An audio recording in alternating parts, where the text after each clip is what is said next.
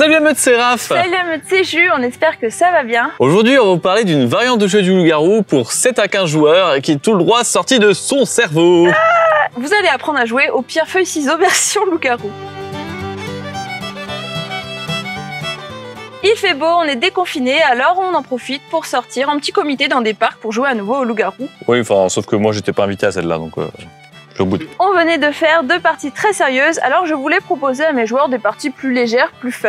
Je voulais faire une partie avec plusieurs groupes de méchants qui s'affrontent, et du coup j'ai pensé aux vampires du loup-garou américain. On vous met le lien en fiche, mais c'est bon, arrête! Bon d'accord, j'arrête de bouder. Et ces vampires, ils sont contre les loups-garous et ils ont aussi des résistances, et là j'ai pensé pierre-feuille-ciseaux. C'est un début de pierre-feuille-ciseaux parce que les vampires peuvent bouffer des loups-garous, mais pas l'inverse, du coup il y a une notion de puissance. Du coup j'ai pensé à plusieurs camps qui étaient faibles à certains et forts contre d'autres. Et là, éclair de génie ou de folie, j'ai pensé au pierre-feuille-ciseaux. Donc ainsi dans ma partie, il y avait 2 joueurs qui étaient des feuilles, 2 joueurs qui étaient des ciseaux et 2 joueurs qui étaient des pierres. Et en fait, ces groupes de joueurs, ils se réveillaient la nuit ensemble pour choisir une victime. Donc si j'ai bien compris, là les pierres peuvent manger les ciseaux peuvent manger les feuilles peuvent manger les pierres. C'est ça, donc on peut avoir une nuit avec 3 morts parce que les 3 camps auront trouvé leur bonne cible, ou une nuit avec 0 mort parce que tout le monde se sera trompé, en fait aura tapé dans ses faiblesses. Ça peut faire des parties assez marrantes quand même. C'était assez drôle, mais on a des choses à préciser. Petit aparté, si t'es nouveau sur la chaîne, ici on parle régulièrement de nouveaux modes de jeu, de nouvelles variantes du loup-garou. Donc si tu veux pas louper la prochaine, n'hésite pas à t'abonner, appuyer sur la petite cloche. Vous l'aurez compris, il faut donc au minimum 6 joueurs et 1 MJ pour pouvoir jouer à ça, mais là on était 8.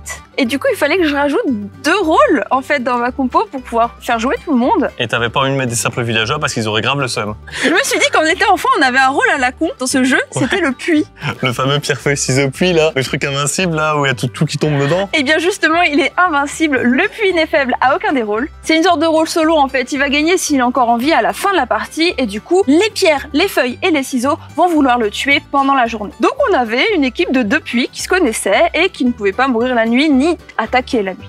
Alors moi j'ai bien suivi ce qu'a dit Jus, du coup je vous propose la compo à 8 joueurs. Il y a 2 pierres, 2 feuilles, 2 ciseaux, 2 puits. Voilà, c'est pas très compliqué. Bien entendu on rajoute le MJ, ça fait une petite partie sympa avec une variante un peu rigolote. Autre exemple à 11 joueurs, on va avoir du coup 3 pierres qui vont affronter 3 ciseaux et 3 feuilles. Et pour compléter, on va rajouter des puits, donc il y en aura 2. Du coup à 4 millions de joueurs, vous avez 1 million de pierres, 1 million de feuilles, 1 million de ciseaux et 1 million de puits, c'est super important. Ça fait des parties très longues. Voilà, j'espère que cette variante vous aura plu et que vous serez invité aux prochaines parties. Sinon, vous avez qu'à créer vos événements et inviter vos potes. Voilà, donc abonnez-vous et rejoignez le Discord. Et le village s'endort.